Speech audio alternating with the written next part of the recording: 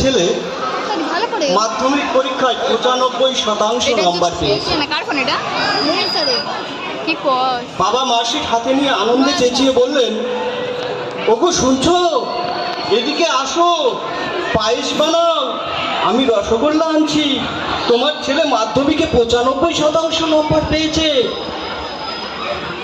মা রান্নাঘর থেকে প্রায় দৌড়ে এসে বললেন, কি বললে? আমাকে দেখাও, দেখি দেখি, আমাকে দেখাও।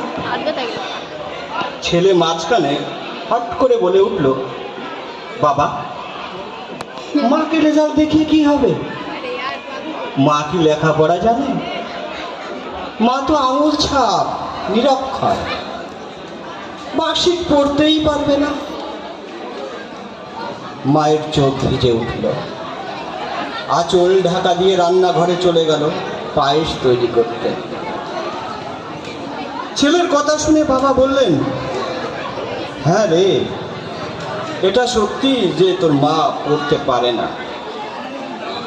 আর শোন, তোর মা কখনোই দুধ খেতে পছন্দ করতো না।